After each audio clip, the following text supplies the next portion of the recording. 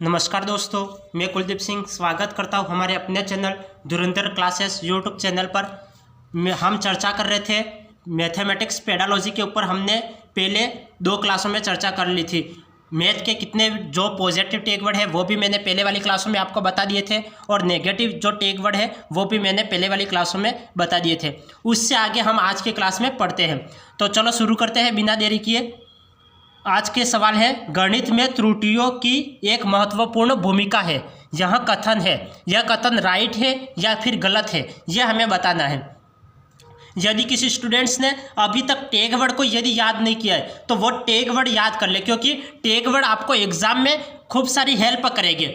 कौन से, अगर आपको पॉजिटिव वे में आंसर प्रश्न दिया होता है तो आपको पॉजिटिव आंसर टिक करना है। यदि नेगेटिव वे में आंसर पूछा जाता है तो नेगेटिव आंसर को आपको टिक करना है। तो वो आपको कैसे पता चलेगा? ज़्यादातर आपको टैग वर्ड से आपको पता चल जाएगा कि कौन सा वर्ड पॉजिटिव है और कौन से नेगेटिव है। क्योंकि पेडालॉजी में क्या होता है कि अधिकतर बच्चों को जो थ्योरी का पोर्शन है वो ज़्यादातर याद नहीं होता है। काफ़ी सारी थ्योरी है, थ्योरी पूरी की पूरी थ्योरी याद करना तो पॉसिबल है नहीं, और हर किसी को याद भी नहीं होती है पूरी थ्योरी। तो इसलिए आप टैग वर्ड याद कर लीजिए, क्योंकि आपको टैग वर्ड याद है तो सवाल आसानी से सॉल्व हो जाएंगे। तो चलो शुरू करते हैं। जैसे जैसे बीच में टैग वर्ड आते रहेंगे मैं आपको टैग वर्ड भी बताता रहूँगा।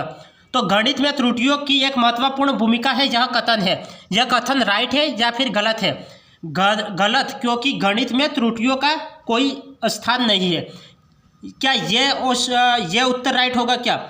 गलत, क्योंकि त्रुटियां लापरवाही दर्शाती है। सही, क्योंकि ये बोध कराती है कि बच्चे गणित की अवधारणा को किस प्रकार रचना करते हैं। नेक्स्ट है सही, क्योंकि ये विद्यार्थियों को उनके प्राप्तांकों के बारे में फीडबैक देती है। इन चारों में से कौन सा ऑप्शन बेहतर होगा? क्योंकि पेडालॉजी में क्या होता है, हमें सबसे बेहतर ऑप्शन होता है। देखो राइट तो लगभग 2 से 3 ऑप्शन ऐसे होंगे जो आपको राइट है ऐसा लगेगा, लेकिन आपको क्या करना है, सबसे बेहतर ऑप्शन कौन सा है ये ढूंढना है, और बेहतर ऑप्शन को आपको टिक करना है। अब इसमें से राइट कौन सा है ये देखिए। गणित में त्रुटियों की महत्वपूर्ण भूमिका होती है, क्योंकि कोई भी बच्चा होता है गलतियाँ किए बगैर नहीं सीखता है। क्योंकि कोई भी पहले शुरुआत करता है तो गलतियाँ तो प्रत्येक इंसान से होती है। कोई भी ऐसा इतना तो बुद्धिमान है नहीं कि बिना गलती किए उसे सब कुछ आ जाए। तो गलतियां तो सबसे होती है। तो क्या ये त्रुटियां करना तो एक सही बात है? तो सही बात है। तो ये दोनों आगे गलत गलत लिखे तो उनको तो पहले ही गलत कर लो, क्योंकि गलतियां तो सबसे होती है। तो ये त्रुटियां करना एक महत्वपूर्ण भूमिका है, तो ये बात तो सही है। अब इन दोनों में से कौन सा ऑप्शन राइट है? अब ये गलत था, ये गलत वाला तो हमने क्रॉस कर लिया, क्योंकि ये दोनों तो गलत हुए। अब इन दोनों में से आपको चॉइस करना है कि इन दोनों में से कौन सा ऑप्शन राइट है। सही, क्योंकि ये बोध कराती है कि बच्चे गणित की अवधारणा को किस प्रकार से रचना करते हैं। किस प्रकार से रचना करते हैं, ये एक पॉजिटिव वर्ड है। रचना करना क्या एक पॉजिटिव वर्ड है। अब नेक्स्ट देखिए, सही, क्योंकि ये विद्यार्थियों को उनके प्राप्तांकों के बारे में फीडबैक देती है। देखो बच्चों के जो प्राप्तांक होते हैं वो ज़्यादा कोई मायने नहीं रखते हैं। प्राप्तांकों के बारे में फीडबैक देना ये नेगेटिव बात है, ये इतनी अच्छी बात नहीं है। देखो प्राप्तांक के बारे में फीडबैक देना ये इतनी अच्छी बात नहीं है। तो ये ऑप्शन ये भी गलत हो जाएगा। सही ऑप्शन कौन सा हो जाएगा? ये सबसे बेहतर ऑप्शन ये है। तो इसका राइट ऑप्शन सी है।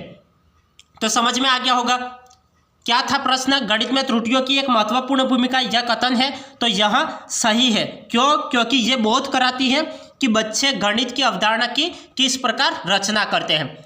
इससे नेक्स्ट देखिए, आगे वाला प्रश्न देखिए।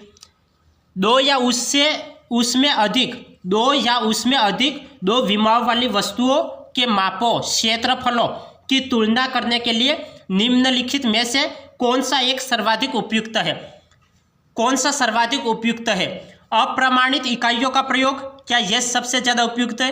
क्या आकलन करना उपयुक्त है, या प्रेक्षण करना उपयुक्त है, या अध्यारोपण करना उपयुक्त है? सबसे बेहतर ऑप्शन कौन सा? इन चारों में से सबसे बेहतर ऑप्शन कौन सा है? पहली बात तो एक बात को आप ध्यान रखना कि प्रेक्षण करना सबसे ज़्यादा मायने रखता है। प्रेक्षण करने मतलब प्रयोग करने से व्यक्ति ज़्यादा सीखता है। तो इसका राइट ऑप्शन क्या हो जाएगा? सी इसका राइट ऑप्शन हो जाएगा। प्रेक्षण इसका राइट ऑप्शन हो जाएगा। अब नेक्स्ट देखिए, आगे देखिए। प्राथमिक स्तर पर गणित की पहेलियां मदद करती है। प्राथमिक स्तर पर गणित की पहेलियां मदद करती है। किस में मदद करती है? ऑप्शन देखिए, कक्षा में प्रतिभा संपन्न विद्यार्थियों को पहचानने में, प्रतिभाशाली कक्षा में, अगर एक कक्षा में 30 स्टूडेंट है, 30 स्टूडेंट्स में सबसे इंटेलिजेंट स्टूडेंट कौन सा है, मतलब प्रतिभा संपन्न विद्यार्थी कौन सा है और मंदबुद्धि बच्चा कौन सा है, ये पहचानने में मदद करती है। क्या हमें सभी बच्चों को, देखो हमें सभी बच्चों को समान मान के फिर पढ़ाना चाहिए। हमें किसी प्रकार का कोई भेदभाव नहीं करना चाहिए, क्योंकि कोई बच्चा इंटेलिजेंट नहीं होता और कोई बच्चा मंदबुद्धि नहीं होता है, क्योंकि बच्चे तो सभी बराबर होते, ये समझ के हमें कक्षा में पढ़ाना चाहिए। तो यहाँ पे ऑप्शन लिखा है कि कक्षा में प्रतिभा संपन्न विद्यार्थियों को पहचानने में, क्या प्रतिभाशाली विद्यार्थियों को पहचानने में गणित की पहेलियां मदद करती है? ये तो सरासर गलत हो जाएगा। प्रतिभा संपन्न विद्यार्थियों को पहचानना, ये तो भेदभाव कर रहा है, क्योंकि मंदबुद्धि के बच्चों में और प्रतिभा संपन्न बच्चों में इनमें भेद हो जा रहा है, तो ये गलत हो जाएगा, क्योंकि हमें भेदभाव नहीं करना। अब नेक्स्ट देखिए, देखो एक बात और याद रखना, यदि आप पेडालॉजी की क्लास लेते हो या फिर एग्जाम में पेडालॉजी के क्वेश्चन करते हो, यदि किसी स्टूडेंट की समझ अच्छी है तो सवाल ऑटोमेटिक राइट हो जाएगा। इसलिए समझ को बेहतर बनाइए आप, क्योंकि पूरी पेडालॉजी है वो समझ पे डिपेंड करती है। यदि आपकी समझ अच्छी है और आप थोड़ी बहुत और प्रैक्टिस कर लेते हो तो आपके पेडालॉजी के सारे प्रश्न राइट जाएंगे। अब नेक्स्ट देखिए, विद्यार्थियों को मनोरंजन प्रदान करने के लिए, क्या हम मनोरंजन प्रदान करने के लिए पहेलियां पढ़ाते हैं क्या? तो मनोरंजन प्रदान करना ये गलत ऑप्शन हो जाएगा। हम मनोरंजन प्रदान करने के लिए गणित की पहेलियों को नहीं पढ़ाते, तो मनोरंजन गलत ऑप्शन हो जाएगा। अब नेक्स्ट देखिए, समस्या सुलझाने के कौशलों को परखने में, अब ये तो थोड़ा बहुत राइट हो ऐसा लग रहा है, यहाँ पे समस्या को हम सुलझा रहे हैं। अब नेक्स्ट देखिए, समस्या सुलझाने के कौशलों को प्रोत्साहित करने में, अब इन दोनों में कौन सा ऑप्शन राइट है? यहाँ पे सुलझाने आया है, यहाँ पे भी सुलझाने आया है, ये तो चलो कंफर्म है, ये तो पॉजिटिव है। अब यहाँ पे परखने आया है और यहाँ पे प्रोत्साहन आया है, तो परखना सबसे ज़्यादा, परखना बेहतर है या फिर प्रोत्साहन बेहतर है? इन दोनों में से कौन सा ऑप्शन राइट है? किसी चीज़ को परखना बेहतर है या फिर प्रोत्साहन करना बेहतर है? या किसी बच्चे को कक्षा में पढ़ने के लिए प्रोत्साहित करना, खेलने के लिए प्रोत्साहित करना, तो ये प्रोत्साहन शब्द बेहतर है या फिर परखना बेहतर है? तो इसका राइट ऑप्शन क्या हो जाएगा? इसका राइट ऑप्शन हो जाएगा, मैंने आपको टैग वर्ड बताए थे पहले कक्षा में, मैंने आपको टैग वर्ड बताए थे। जब मैंने क्लास की पेडालॉजी क्लास की शुरुआत की थी तब मैंने कुछ आपको टैग वर्ड बताए थे, पॉजिटिव टैग वर्ड बताए थे प्लस नेगेटिव टैग वर्ड बताए थे। उसमें प्रोत्साहन कौन सा वर्ड है? पॉजिटिव वर्ड है, तो इसका बेहतर ऑप्शन क्या हो जाएगा? प्रोत्साहन। तो प्रोत्साहन करने में ज़्यादा मदद करती है, तो यह ऑप्शन इसका राइट हो जाएगा और ये भी गलत हो जाएगा, क्योंकि ये भी देखो परखना थोड़ा बहुत ज़्यादा बेहतर नहीं है और ये राइट ऑप्शन हो सकता है, लेकिन बेहतर ऑप्शन नहीं है, जबकि प्रोत्साहन सबसे ज़्यादा बेहतर है। हमें पेडालॉजी में क्या करना है? सबसे बेहतर ऑप्शन कौन सा है वो चॉइस करना है, तो इसका राइट ऑप्शन प्रोत्साहन, ये इसका राइट ऑप्शन हो जाएगा। मैंने आपको पहले वाली क्लासों में पॉजिटिव वर्ड और नेगेटिव वर्ड बताए थे। देखिए ये क्या बताया था? जैसे प्रोत्साहन, ये पॉजिटिव वर्ड है, तो पॉजिटिव, हमें प्रश्न किस में पूछा था? पॉजिटिव वे में पूछा था, तो आंसर भी आपको किस में देना है? पॉजिटिव वे में देना है। तो यहाँ पे प्रोत्साहन आया, तो प्रोत्साहन के कौन सा शब्द है? पॉजिटिव शब्द है, तो यहाँ पे प्रोत्साहन करना, प्रयोग करना, विस्तार करना और तर्क और तार्किक चिंतन, ये सब पॉजिटिव वर्ड है, तो आपको पॉजिटिव वर्ड याद करना है। यदि किसी स्टूडेंट ने याद नहीं किया तो याद कर लेना, क्योंकि ये पॉजिटिव और नेगेटिव वर्ड आपको आंसर पहचानने में ज़्यादा मदद करेंगे। तो प्रोत्साहन पॉजिटिव वर्ड है, तो इसका राइट ऑप्शन प्रोत्साहन वाला ही हो जाएगा। अब नेक्स्ट देखिए, तो इसका राइट ऑप्शन कौन सा है? ये प्रोत्साहन वाला इसका राइट ऑप्शन है। अब नेक्स्ट देखिए, नेक्स्ट सवाल कौन सा है? गणित संचारण उल्लेख करता है। गणित संचारण किसका उल्लेख करता है? गणितीय विचारों को समाहित और संगठित करने की क्षमता, क्या यह ऑप्शन राइट होगा? समस्या को सुलझाने की क्षमता, ये भी देखो ऑप्शन तो कौन से? समाहित करना, संगठित करना, ये दोनों पॉजिटिव बात है। हमें पॉजिटिव वे में प्रश्न पूछा गया, आंसर भी पॉजिटिव वे में देना है। समाहित करना और संगठित करना, ये पॉजिटिव है, ये राइट ऑप्शन हो सकता है। समस्याओं को सुलझाने की क्षमता, समस्या को सुलझाना, ये भी पॉजिटिव है, ये भी राइट ऑप्शन हो सकता है। गणित प्रश्नोत्तरी में भाग लेने का कौशल, गणित प्रश्नोत्तरी में भाग लेने का कौशल, ये भी तो ठीक है, भाग लेना भी कोई गलत बात तो है नहीं।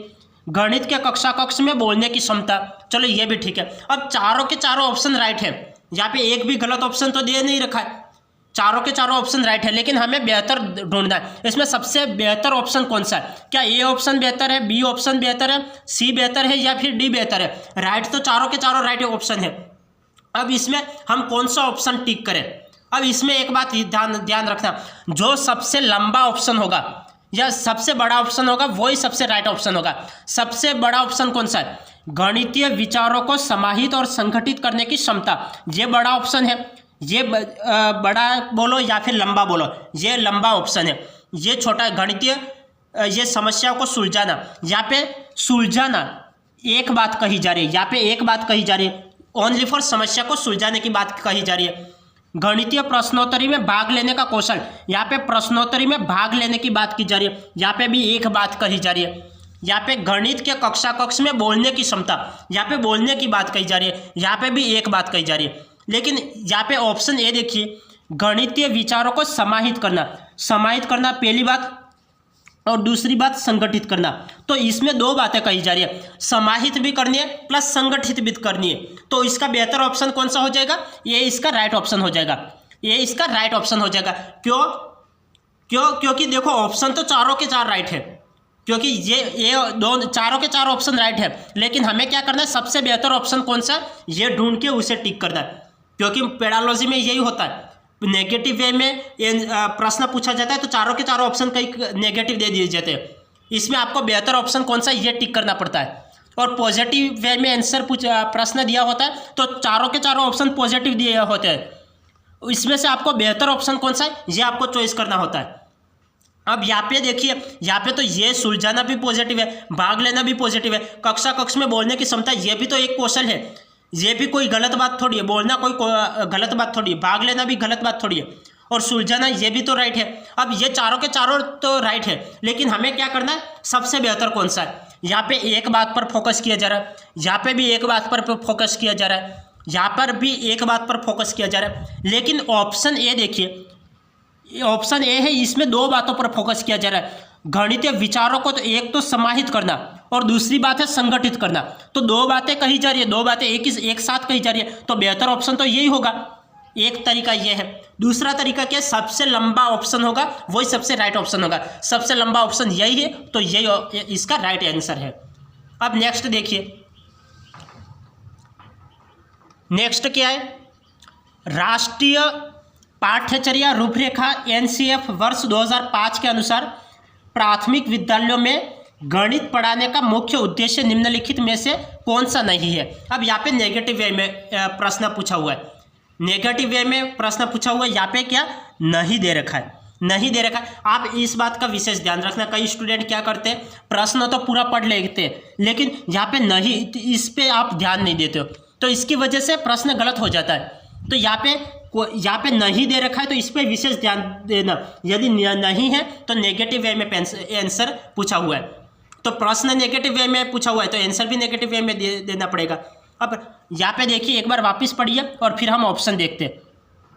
राष्ट्रीय पाठ्यचर्या रूपरेखा एनसीएफ 2005 के अनुसार प्राथमिक विद्यालयों में गणित पढ़ाने का मुख्य उद्देश्य निम्नलिखित में से कौन सा नहीं है? यहाँ पे बच्चे की सोच विचार प्रक्रिया को गणितीय रूप देना, बच्चे की सोच विचार प्रक्रिया को गणितीय रूप देना, ये तो एक पॉजिटिव वर्ड है। कैसा वर्ड है? पॉजिटिव वर्ड है, क्योंकि बच्चे की सोच विचार प्रक्रिया को गणितीय रूप देना ये पॉजिटिव वर्ड है। अब नेक्स्ट देखिए, बच्चे के संदर्भ में गणित का वर्णन करना, बच्चे के संदर्भ में गणित का वर्णन करना ये भी पॉजिटिव है। बच्चे के संदर्भ में कर रहे तो ये पॉजिटिव है। समस्या समाधान के कौशल को बढ़ाना, हाँ ये भी पॉजिटिव है। समस्या समाधान के कौशल को बढ़ाना ये कोई नेगेटिव थोड़ी है, तो ये भी पॉजिटिव है।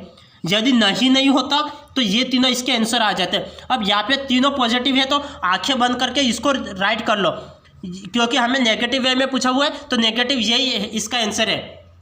यदि फिर आप ये तीन तो गलत हो गए, लेकिन फिर आप इसको भी पढ़ने मत बैठना, क्योंकि आप एग्जाम में आपको तो समय बचाना है, तो समय बचाने के लिए तीन गलत हो गए तो एक ऑप्शन राइट होगा।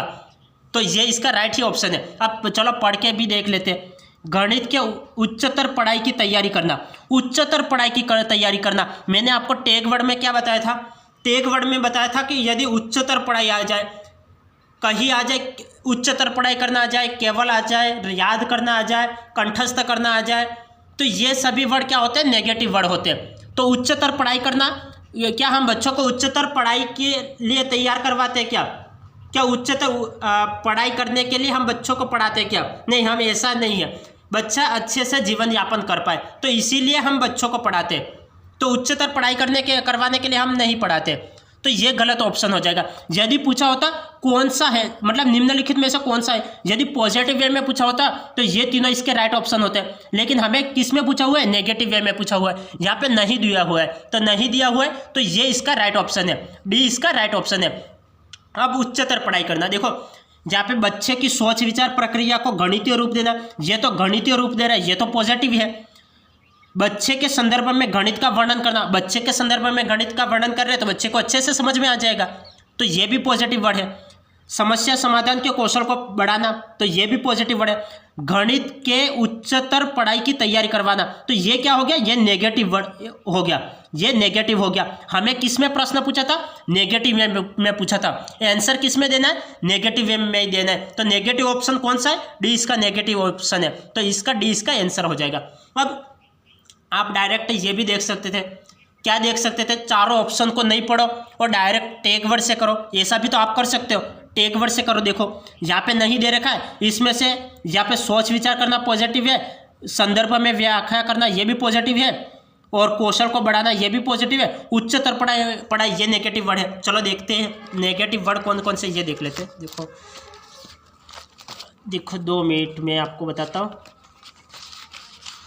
इसीलिए मैंने आपको टैग वर्ड पहले लिखवा लिए थे। देखो ये देखना कि उच्चतर पढ़ाई के लिए तैयार करवाना, ये कहाँ है? उच्चतर पढ़ाई के लिए तैयार करवाना, तो उच्चतर पढ़ाई के लिए तैयारी करवाना, तो ये कैसा वर्ड है? नेगेटिव वर्ड है। मैंने आपको पॉजिटिव वर्ड भी लिखवा रखे थे अलग से और नेगेटिव वर्ड भी आपको अलग से लिखवा रखे थे। तो उच्चतर पढ़ाई के लिए तैयार करना ये कैसा वर्ड है? तो नेगेटिव वर्ड है। तो नेगेटिव वर्ड है तो आपको नेगेटिव वर्ड याद होना चाहिए। तो आप इस टैग वर्ड से भी आप पहचान सकते हो। उच्चतर पढ़ाई आ गया तो नेगेटिव वर्ड। अब नेक्स्ट देखिए, नेक्स्ट आप प्रश्न पे चलते हैं।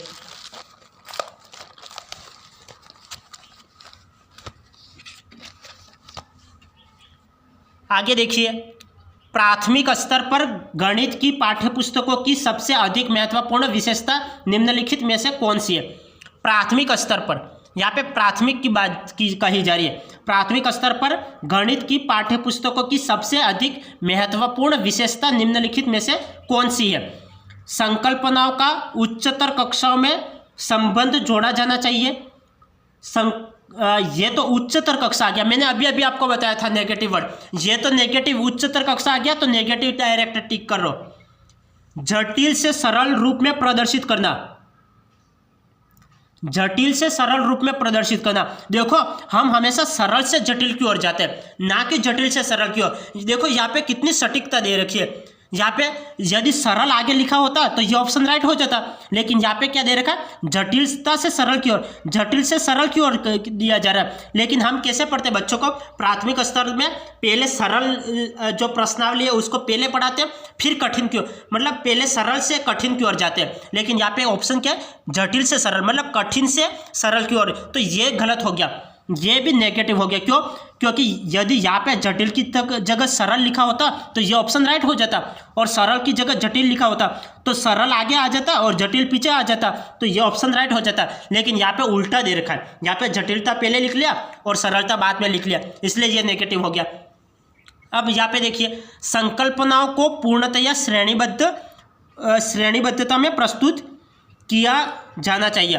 देखो पूर्णतया रूप से, देखो पूर्णतया यहाँ पे नेगेटिव आ जाता है, क्योंकि किसी भी संकल्पनाओं को हम पूर्ण रूप से श्रेणीबद्ध रूप से प्रस्तुत थोड़ी कर पाते हैं। तो पूर्णतया श्रेणीबद्ध रूप में प्रस्तुत करना यह भी नेगेटिव वर्ड हो गया। अब प्रश्न किस में? प्रश्न दे रखा है पॉजिटिव वे में, प्रश्न पॉजिटिव वे में है, तो ये इसका राइट ऑप्शन होगा। संकल्पनाओं को मूर्त से अमूर्त रूप में प्रस्तुत किया जाना चाहिए। ये सही बात है। हमें प्राथमिक स्तर में क्या करना है, बच्चों को पहले मूर्त चीज़ों का एग्जाम्पल देना है। जैसे अभी मेरे पास ये पेन है तो मैं बच्चों को एग्जाम्पल दूंगा कि एक पेन, तो बच्चा समझ जाएगा क्योंकि बच्चे को सामने से दिख रहा है। यदि मेरे पास पेन नहीं होता, मैं पेन हटा लेता, तो फिर मैं बच्चों को बोलता कि एक पेन, तो बच्चा समझ जाता क्योंकि पहले तो मैंने मूर्त रूप से, मूर्त का मतलब होता है जो हमें सामने दिखाई दे रही वस्तु, हमें जो वस्तु हमें सामने दिखाई देती है वो तो मूर्त रूप में, और जो दिखाई नहीं देती है वो अमूर्त रूप में। तो पहले हमें बच्चों को मूर्त रूप के एग्जाम्पल देने, फिर अमूर्त रूप के एग्जाम्पल देने हैं। तो पहले मैंने मूर्त रूप से समझाया, फिर अमूर्त रूप से समझाया। तो बच्चों को पहले आपको क्या करना है, पहले मूर्त रूप से समझाना है, फिर अमूर्त रूप से समझाना है। तो इसका ये ऑप्शन राइट हो जाएगा। ये तीनों नेगेटिव हो जाएगा। ये नेगेटिव क्यों होगा, उच्चतर आ गया इसलिए नेगेटिव।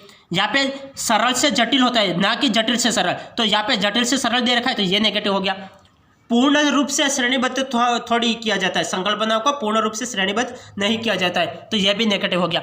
अब बच्चों को हमेशा प्राथमिक स्तर पर मूर्त से अमूर्त की ओर पढ़ाते हैं, मूर्त से अमूर्त की ओर ले जाते हैं, ना कि अमूर्त से मूर्त की ओर। तो ये पॉजिटिव वर्ड है, तो ये पॉजिटिव वर्ड है, तो ये इसका आंसर हो गया। अब नेक्स्ट देखिए,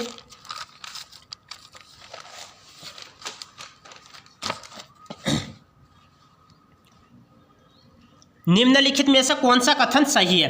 अब कौन सा कथन सही है यह हमें देखना है। संख्या 9 के बाद शून्य का परिचय दिया जाना चाहिए। संख्या 9 के बाद हम संख्याओं को बच्चों को कैसे सिखाते हैं, हम बच्चों को कैसे सिखाते हैं, पहले 1 2 3 4 5 6 7 8 9 ऐसे सिखाते हैं, या फिर 0 1 2 3 4 5 6 7 8 9 ऐसे सिखाते हैं। इसमें से कौन सा सबसे बेहतर तरीका है, हमें देखो मैंने आपको क्या बताया, सबसे बेहतर तरीका कौन सा है वो आपको ढूंढना है। सबसे बेहतर तो ये है, हम पहले 0 सिखाते हैं, फिर 1 2 3 4 5 6 7 8 9 10 ऐसे सिखाते हैं, ना कि ऐसे सिखाते हैं। तो संख्या 9 के बाद शून्य का परिचय देना, 9 के बाद शून्य का परिचय देना, ये तो गलत कथन हो जाएगा, ये तो गलत है। अब हमें सही पूछा है, सही कथन कौन सा है, स्थानीय मान सिखाते समय शून्य का परिचय दिया जाना चाहिए। स्थानीय मान सिखाते समय शून्य का परिचय दिया जाना चाहिए, यह भी गलत है। अब पढ़ाई जाने वाली प्रथम संख्या शून्य होनी चाहिए, पढ़ाई जाने वाली प्रथम संख्या शून्य होनी चाहिए, यह ऑप्शन राइट है, यह ऑप्शन राइट है, क्योंकि पहले हम शून्य सिखाते हैं, फिर 1 2 3 4 5 6 7 8 9 10 ऐसे सिखाते हैं। बच्चों में संख्या ज्ञान विकसित होने के बाद शून्य का परिचय, संख्या ज्ञान तो पहले से विकसित हो गया, इसके बाद शून्य ज्ञान देने से क्या मतलब, तो ये भी गलत हो जाएगा। तो इसका राइट ऑप्शन कौन सा हो जाएगा, पढ़ाई जाने वाली प्रथम संख्या शून्य होनी चाहिए। अब नेक्स्ट देखिए, गणित संचारण उल्लेख करता है। गणित संचारण किसका उल्लेख करता है, गणितीय विचारों को समाहित और संगठित करने की क्षमता। गणित संचारण उल्लेख करता है, किसका उल्लेख करता है, गणितीय विचारों को समाहित और संगठित। देखो ये तो ऑप्शन पहले मैंने अभी अभी आपको सिखा दिया है, ये रिपीट हो गया क्वेश्चन, ये क्वेश्चन रिपीट हो गया है कहीं कहीं, मैंने अभी अभी आपको समझाया। लेकिन ये देखो, ये प्रश्न तो देखो, प्रश्न को थोड़ा बहुत घुमा, देखो ये प्रश्न को थोड़ा बहुत घुमा फिरा लिया है, क्योंकि वहाँ पे कोई और ऑप्शन थे, यहाँ पे कोई और ऑप्शन है। गणितीय संचारण उल्लेख करता है, किसका उल्लेख करता है, गणितीय विचारों को समाहित और संगठित करने की क्षमता, ये इसका राइट ऑप्शन हो जाएगा। मैंने अभी अभी आपको बताया कि समाहित करना और संगठित करना दो बातें एक साथ कही जा रही है। यहाँ पे सुलझाना एक बात है, यहाँ पे भाग लेना एक बात है, और कक्षा कक्ष में बोलने की क्षमता एक बात कही जा रही है। यहाँ पे दोनों बातें एक साथ कही जा रही है। सबसे बेहतर ऑप्शन, ये सबसे बेहतर ऑप्शन, तो ए ऑप्शन इसका राइट ऑप्शन हो जाएगा। अब नेक्स्ट देखिए, प्राथमिक स्तर पर शिक्षार्थियों के प्रतिचित्रण का संदर्भ पढ़ाने के लिए निम्नलिखित में से कौन सा कथन सत्य नहीं है। सत्य नहीं है, सत्य नहीं है, सत्य नहीं है, नेगेटिव वर्ड है दिया हुआ है। हमें आंसर किस में टिक करना है, नेगेटिव वर्ड में टिक करना है, क्योंकि नेगेटिव प्रश्न दे रखा है। प्रतिचित्रण अनुपातिक विवेचन को प्रोत्साहित करना, देखो प्रोत्साहन आ गया, प्रोत्साहन आ गया। प्रोत्साहन कैसा वर्ड है, पॉजिटिव वर्ड है, तो ये पॉजिटिव आ गया। मैंने टेक वर्ड बताए थे, देखो टेक वर्ड यहाँ पे हेल्प कर रहे हैं। लगभग मैंने 2-3 क्वेश्चन करवाए, उसमें टेक वर्ड हेल्प कर रहे हैं। पहले भी मैंने आपको 2 क्लासों में 2-3 क्लासें पेडालॉजी की पहले भी हो गई है, तो उसमें भी टैग वर्ड कहीं कहीं काम आ रहे थे। देखो टैग वर्ड कितने, जो प्रश्न समझ में नहीं आता है वहाँ पे टैग वर्ड आपके हेल्प कर लेते हैं। देखो यहाँ पे ये प्रतिचित्रण दे रखा है, अनुपातिक विवेचन। अब प्रोत्साहन आ गया, प्रोत्साहन तो पॉजिटिव है, मैंने डायरेक्ट पॉजिटिव लिख लिया। प्रतिचित्रण गणित पाठ्यक्रम का भाग नहीं है। प्रतिचित्रण गणित पाठ्यक्रम का भाग नहीं है। क्या प्रतिचित्रण गणित पाठ्यक्रम का भाग नहीं है क्या? प्रतिचित्रण तो गणित पाठ्यक्रम का भाग होता है, लेकिन यहाँ पे क्या दे रखा है, नहीं है, यू बोल दिया, तो ये तो नेगेटिव ऑप्शन हो गया। और यहाँ पे हमें क्या पूछा था, नेगेटिव वे में पूछा था, और ऑप्शन भी नेगेटिव वे में मिल गया, तो ये इसका राइट ऑप्शन हो जाएगा, ये इसका राइट ऑप्शन हो जाएगा। अब यहाँ पे राइट ऑप्शन मिल गया तो हम दूसरे क्यों देखें।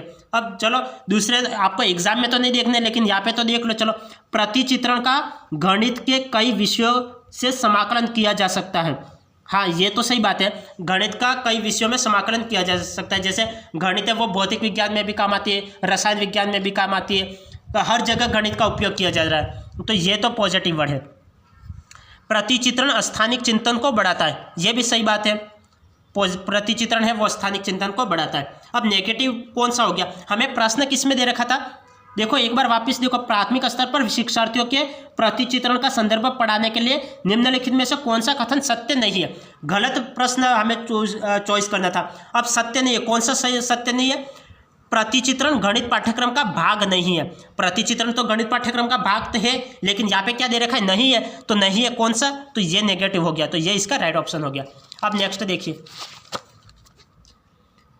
आकृतियों के निम्नलिखित पहलुओं, आकृतियों के निम्नलिखित पहलुओं में से किसका प्राथमिक स्तर से कोई संबंध नहीं है। देखो प्राथमिक स्तर, देखो स्तर कितने प्रकार के होते हैं, 2 प्रकार के हैं। पहला तो प्राथमिक स्तर और दूसरा माध्यमिक स्तर। अब प्राथमिक स्तर में क्या क्या पढ़ाया जाता है, सममितीय वो प्राथमिक स्तर में पढ़ाया जाता है। क्या कौन प्राथमिक स्तर में पढ़ाया जाता है, क्या देखो चौपड़ भी प्राथमिक स्तर में पढ़ाया जाता है, प्रतिरूप भी पढ़ाया जाता है। देखो सममिति भी प्राथमिक स्तर में पढ़ाया जाता है, प्रतिरूप भी प्राथमिक स्तर में पढ़ाया जाता है, चौपड़ भी प्राथमिक स्तर में पढ़ाया जाता है, लेकिन कोण प्राथमिक स्तर में नहीं पढ़ाया जाता है। तो इसका राइट, कोण किस में पढ़ाया जाता है, माध्यमिक स्तर।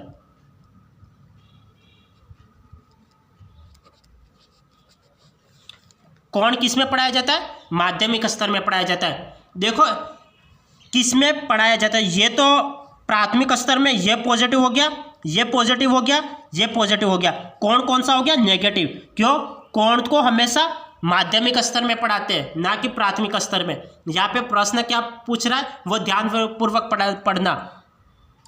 आकृतियों के निम्नलिखित पहलुओं में से किसका प्राथमिक स्तर में कोई संबंध नहीं है।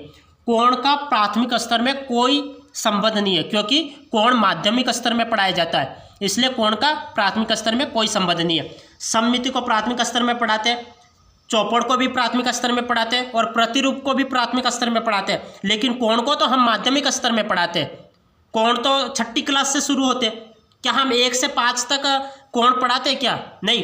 कोण, यदि कोण को पढ़ा लिया तो बच्चों को समझ में ही नहीं आएगा, बच्चे पहले से कक्षा से भाग जाएंगे, तो इसलिए कोण को माध्यमिक स्तर में पढ़ाया जाता है। तो इसका नेगेटिव ऑप्शन कौन सा, ये है।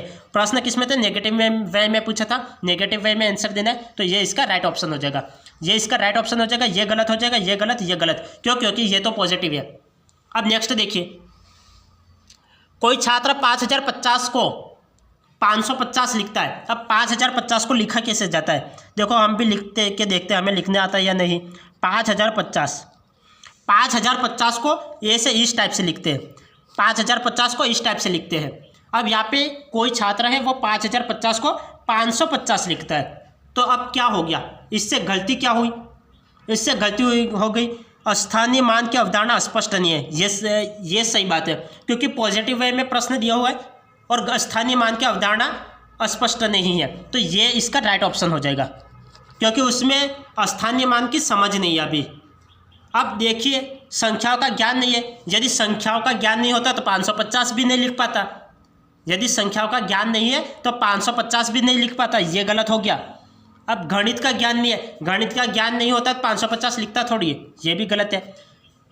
जोड़ का ज्ञान नहीं है, जोड़ का ज्ञान नहीं है, ये भी नेगेटिव, ये भी गलत ऑप्शन है। राइट ऑप्शन कौन सा है, स्थानीय मान की अवधारणा स्पष्ट नहीं है, ये इसका राइट ऑप्शन है। अब नेक्स्ट देखिए, एक दिए हुए आयत और समांतर चतुर्भुज का क्षेत्रफल समान है। अब मैंने आपको पहले आयत भी पढ़ा लिया, समांतर चतुर्भुज भी पढ़ा लिया। अब मैंने आपको ये भी बताया होगा कि समांतर चतुर्भुज और आयत का क्षेत्रफल समान होता है। हाँ, ये तो सही बात है, परंतु कक्षा 4 के अनेक शिक्षार्थियों ने उत्तर दिया कि समांतर चतुर्भुज का क्षेत्रफल अधिक होता है। अब मैंने तो पढ़ा लिया कि समांतर चतुर्भुज और आयत का क्षेत्रफल समान होता है, लेकिन बच्चे ये मान नहीं रहे कि बच्चे बोल रहे कि समांतर चतुर्भुज का क्षेत्रफल अधिक होता है। समांतर चतुर्भुज का क्षेत्रफल अधिक होता है, आयत का क्षेत्रफल कम होता है, ऐसा बच्चों का मानना है। अब शिक्षक शिक्षार्थियों को यह समझाने में किस प्रकार सहायता कर सकता है कि दोनों के क्षेत्रफल समान है। अब शिक्षक को अब मुझे समझाना है कि दोनों के क्षेत्रफल समान होते हैं, तो मैं किससे प्रदर्शित करूँगा? कागज मोड़ने के प्रयोग से। क्या कागज मोड़ने से बच्चे को समझ में आ जाएगा क्या? ये तो नहीं आएगा, ये तो ठीक नहीं है। पैमाने के प्रयोग से, पैमाने के प्रयोग से, चलो ये भी ठीक नहीं है। देखो ये भी ठीक नहीं है। पैमाने के प्रयोग से, चलो बाद में देखते हैं आगे ऑप्शन क्या है वो देख लेते हैं। जियो बोर्ड के प्रयोग से, आलेख पेपर के प्रयोग से। देखो हम ग्राफ पेपर पर दर्शा के, देखो हमें कक्षा में क्या है, जैसे पहले एग्ज़ाम होते तो बच्चों को ग्राफ दिए जाते। ग्राफ पेपर पर आपको पैमाने के अनुसार ग्राफ पेपर पर दर्शाने के लिए आपको ग्राफ पेपर भी दिया जाता है। तो ग्राफ पेपर दर्शाने का मतलब क्या है कि बच्चे को अच्छे से समझ में आ जाए। तो सबसे बेहतर ऑप्शन कौन सा है इसमें से? आलेख ग्राफ पेपर के प्रयोग से, ये सबसे ज़्यादा बेहतर ऑप्शन हो जाएगा, क्योंकि ग्राफ पेपर पर हम प्रयोग करके बच्चों को सिखाएंगे तो बच्चे को ज़्यादा बेहतर तरीके से समझ में आ जाएगा। आयत का क्षेत्रफल और समांतर चतुर्भुज का क्षेत्रफल ये बराबर है। हम ग्राफ पेपर पर बच्चों को प्रयोग करके बताएंगे तो बच्चों को जल्दी से समझ में आ जाएगा। तो कागज मोड़ने के प्रयोग से ये भी गलत हो गया, पैमाने के प्रयोग से ये भी गलत हो गया, जियो बोर्ड के प्रयोग से ये भी गलत हो गया, और इसका राइट ऑप्शन क्या हो गया? आलेख ग्राफ पेपर के प्रयोग से, ये इसका राइट ऑप्शन हो गया। तो हमें बच्चों को आयत का क्षेत्रफल और समांतर चतुर्भुज का क्षेत्रफल समान होता है यह समझाने के लिए, यदि बच्चों को समझ में नहीं आता है तो हम आलेख पेपर के प्रयोग से उनको समझाएंगे। अब नेक्स्ट देखिए,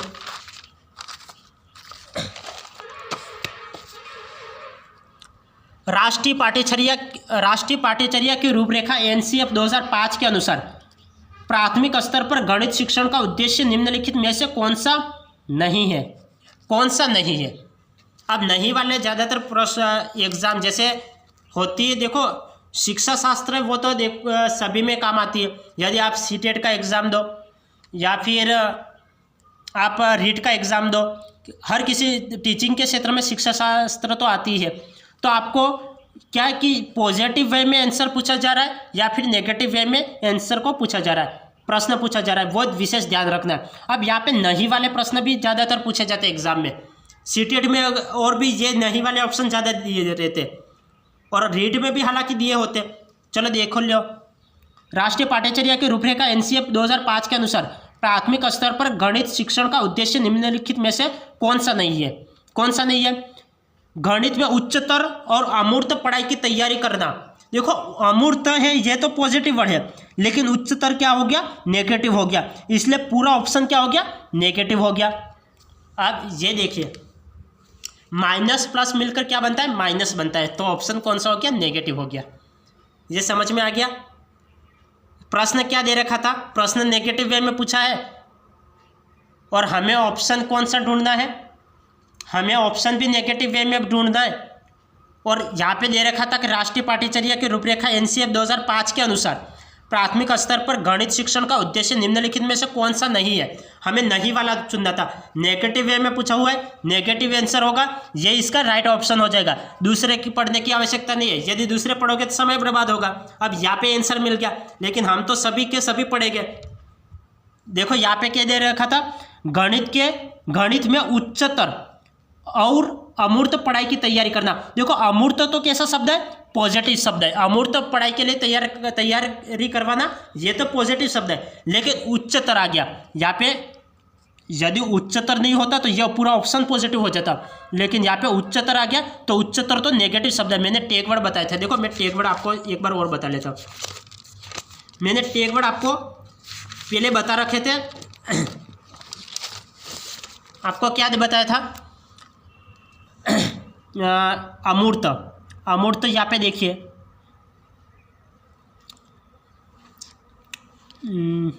2 मिनट, ये आपको अमूर्त यहाँ पे कहीं दिख रहा है क्या? तर्क रसिन विषय है, 2 मिनट, यहाँ पे अमूर्त विषय। गणित कैसा विषय है? तो गणित अमूर्त विषय। तो अमूर्त के तो क्या हो गया? ये पॉजिटिव वर्ड हो गया। अमूर्त तो क्या हो गया? ये पॉजिटिव वर्ड हो गया, क्योंकि ये पॉजिटिव वर्ड है। पॉजिटिव वर्ड अमूर्त है, तो अमूर्त तो पॉजिटिव शब्द हो गया। लेकिन क्या उच्चतर, अब उच्चतर पढ़ाई के लिए तैयारी करवाना, ये तो नेगेटिव आ गया। तो उच्चतर पढ़ाई के लिए तैयारी करवाना, ये नेगेटिव आ गया। अब हम प्रश्न को देखते हैं।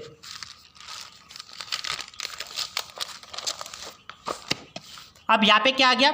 यहाँ पे उच्चतर तो नेगेटिव आ गया और अमूर्त नेगेटिव पॉजिटिव आ गया। तो ये यहाँ पे पूरा ऑप्शन क्या हो गया? यहाँ पे पूरा ऑप्शन नेगेटिव हो गया। क्यों?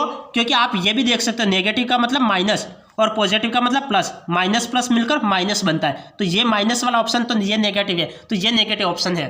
तो इसका राइट ऑप्शन क्या हो गया? ये इसका राइट ऑप्शन है। अब नेक्स्ट देखिए, गणित को बच्चों कि जिंदगी के अनुभवों का भाग बनाना, जिंदगी के अनुभवों का भाग बनाना, इससे मोस्ट इंपॉर्टेंट है। देखो, जिंदगी के जीवन से जोड़ना सबसे ज़्यादा पॉजिटिव, सबसे ज़्यादा पॉजिटिव।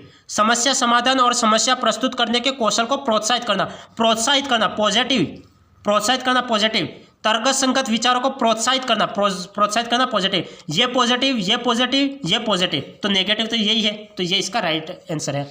अब नेक्स्ट देखिए, गणित में बेहतर होने के लिए एक व्यक्ति को किसकी आवश्यकता होती है?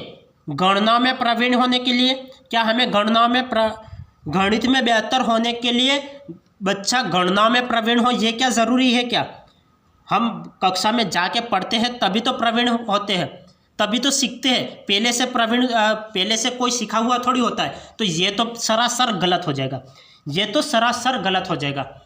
अमूर्त चिंतन और तर्क संगत विवेचन द्वारा समस्याओं को बनाने और उन्हें सूत्रबद्ध करने की। अब आगे देखिए, सूत्र याद करने की। देखो सूत्र यहाँ पे याद करना आ जाएगा। देखो, सूत्र याद करने की, ये थोड़ी इसको सही करना, सूत्र याद करने की, सूत्र याद करने की। देखो, याद करना, याद करना, कंठस्थ करना नेगेटिव वर्ड है, तो ये नेगेटिव वर्ड है। हल को याद करना, हल को याद करना, हल को भी याद करना। देखो, हम हल को याद थोड़ी करते हैं, या फिर हल को कंठस्थ करना ऐसे आ गया, तो ये भी नेगेटिव आ जाएगा। याद करना और कंठस्थ करना, याद करना और कंठस्थ करना, ये कैसे शब्द है? नेगेटिव शब्द है। याद करना आ जाए या कंठस्थ करना आ जाए, कहीं भी दिख जाए, तो वो नेगेटिव वर्ड है। तो यहाँ पे आ गया था सूत्र याद करना, तो सूत्र याद करना नेगेटिव वर्ड। हल को याद करना या फिर हल को कंठस्थ करना, ये नेगेटिव वर्ड। गणना में प्रवीण होना, बच्चा पहले से प्रवीण होता नहीं है, बच्चा पहले पढ़ता है तभी तो प्रवीण बनता है, तो ये नेगेटिव वर्ड। अब आप ये भी देख सकते हो, जो मैंने आपको पहले क्या बताया था, जो ऑप्शन सबसे बड़ा हो वही सबसे राइट ऑप्शन है। जो ऑप्शन सबसे बड़ा वो राइट ऑप्शन, सबसे बड़ा ऑप्शन ये तो छोटा ऑप्शन है, ये भी छोटा ऑप्शन है, ये भी छोटा है, सबसे बड़ा तो यही दिख रहा है, तो ये इसका राइट ऑप्शन। आप ऐसे भी देख सकते हो एग्जाम में, ये ऐसे भी आप एग्जाम में देख सकते हो, सबसे बड़ा ऑप्शन ये है, तो ये इसका राइट ऑप्शन है। अब नेक्स्ट देखिए, याद करना, कंठस्थ करना नेगेटिव वर्ड, ये नेगेटिव वर्ड, ये भी नेगेटिव वर्ड। बच्चा पहले से तो प्रवीण होता है नहीं, सीखता है तभी तो प्रवीण बनता है, और सबसे बड़ा ऑप्शन यही है, तो ये इसका राइट ऑप्शन है। अब नेक्स्ट देखिए, गणना की प्रकृति एवं संरचना में निम्नलिखित विशेषता नहीं है, निम्नलिखित विशेषता नहीं है, नेगेटिव वे में पूछा हुआ है। गणित की विषय वस्तु में सामंजस्यता, गणित की प्रकृति एवं संरचना में निम्नलिखित विशेषता नहीं है। गणित की विषय वस्तु में सामंजस्यता, गणित की विषय वस्तु में सामंजस्यता होना, यह तो पॉजिटिव शब्द है। गणित की सभी शाखाएं का मूल आधार समुच्चय सिद्धांत भाषा है। गणित की सभी शाखाओं, यहाँ पे सभी आ गया वो थोड़ा गड़बड़ कर रहा है, सभी आ गया वो थोड़ा गड़बड़ कर रहा है, क्योंकि सभी शाखाओं का मूल आधार समुच्चय सिद्धांत भाषा है, ये थोड़ा नेगेटिव हो ऐसा लग रहा है। अब आगे देखिए, गणित की भाषा सांकेतिक है, ये तो सही बात है, ये तो सबको पता है गणित की भाषा सांकेतिक है, ये पॉजिटिव हो गया। गणित के निष्कर्ष निश्चित एवं तर्कसंगत होते हैं, हाँ ये सही बात है, 2+2 4 ही होते हैं। यदि आप भारत में पढ़ो तो भी 2+2 4 ही हो गए, अमेरिका में जाके पढ़ो तो भी 2+2 4 ही हो गए, ये तो सही बात है, क्योंकि ये तो निश्चित है, तो ये भी पॉजिटिव आ गया, यही नेगेटिव हो गया। नेगेटिव शब्द यही हो गया, क्योंकि हमें क्या नेगेटिव वे में प्रश्न पूछा था, तो नेगेटिव इसका आंसर है। तो नेगेटिव इसका आंसर है, क्योंकि यहाँ पे यदि सभी नहीं होता तो और भी राइट होने के चांसेस रहते, लेकिन यहाँ पे सभी आ गया, इसलिए ये नेगेटिव हो गया। तो ये इसका राइट ऑप्शन, क्योंकि नेगेटिव वे में पूछा हुआ है, नेगेटिव आंसर देना है। अब इससे आगे देखो, गणित विषय में होने वाली संक्रियाएं, गणनाएं और सिद्धांतों का अध्ययन यथार्थ में किस प्रकार की प्रक्रिया है? क्या ये मानसिक प्रक्रिया? गणित है वो मानसिक प्रक्रिया है, ये तो सही बात है। गणित मानसिक प्रक्रिया, ये तो सही बात है। और पॉजिटिव वे में पूछा हुआ है, पॉजिटिव आंसर मिल गया, डायरेक्ट आंसर टिक करो और आगे बढ़ो, ये भी कर सकते हैं। देखो मौखिक, ये तो क्या हम गणित को बोल के ही पढ़ा सकते हैं क्या गणित को ओनली फॉर बोल के पढ़ा सकते हैं क्या? ये तो इतना ठीक नहीं है, बोल के पढ़ाना तो नेगेटिव हो जाएगा। लिखित रूप से ओनली फॉर लिखते जाओ, ये भी ठीक नहीं है। उपरोक्त में से कोई नहीं, ये तो गलत हो जाएगा। अब मानसिक, गणित कैसा विषय है? गणित की संक्रियाएं, गणना एवं सिद्धांतों का अध्ययन, ये एक मानसिक प्रक्रिया है। गणित की संक्रिया और गणना एवं सिद्धांतों का अध्ययन एक मानसिक प्रक्रिया है, तो मानसिक इसका राइट ऑप्शन हो जाएगा। इससे आगे देखिए, गणित शिक्षण के कौशलात्मक उद्देश्य के विशिष्टीकरण का उदाहरण है। गणित शिक्षण में कौशलात्मक उद्देश्य के विशिष्टीकरण का उदाहरण है। क्या गणना करना, निष्कर्ष निकालना, गणितीय आकृतियां बनाना? उपरोक्त में से कोई नहीं। इसमें राइट ऑप्शन कौन सा है? इसमें राइट ऑप्शन कौन सा है? गणित शिक्षण में कौशलात्मक उद्देश्य के विशिष्टीकरण का उदाहरण है। गणना करना क्या राइट है? निष्कर्ष निकालना क्या सही है? या फिर गणितीय आकृतियां बनाना? कौशलात्मक उद्देश्य के लिए गणितीय आकृति बनाना ज़्यादा बेहतर है। कौशलात्मक उद्देश्य के लिए गणितीय आकृतियां बनाना ज़्यादा बेहतर है। तो इसका राइट ऑप्शन क्या हो जाएगा? गणितीय आकृतियां बनाना। अब नेक्स्ट देखिए, गणित की भाषा के अंग है। गणित के भाषा के कौन से अंग हैं? जैसे हमारे शरीर के कौन कौन से अंग होते हैं? हाथ होता है, पाँव होता है, आँख होता है, नाक होते हैं, कान होते हैं, ये हमारे शरीर के अंग है। यदि शरीर के अंग होता हो, ऐसे दिया होता है तो हाथ, कान, नाक, पाँव ये आता, लेकिन यहाँ पे दे रखा है गणित के अंग। तो गणित के अंग कौन कौन से? सूत्र, ये गणित का अंग है। संख्या, संख्यांक, चर, ये भी गणित का अंग है। संकेत, ये भी गणित का अंग है। तो इसका राइट ऑप्शन क्या हो जाएगा? डी इसका राइट ऑप्शन हो जाएगा। डी इसका राइट ऑप्शन हो जाएगा। तो आज की क्लास को हम यही एंड करते हैं, फिर मिलते हैं नेक्स्ट क्लास में। तब तक के लिए आपका दिन शुभ रहे। धन्यवाद।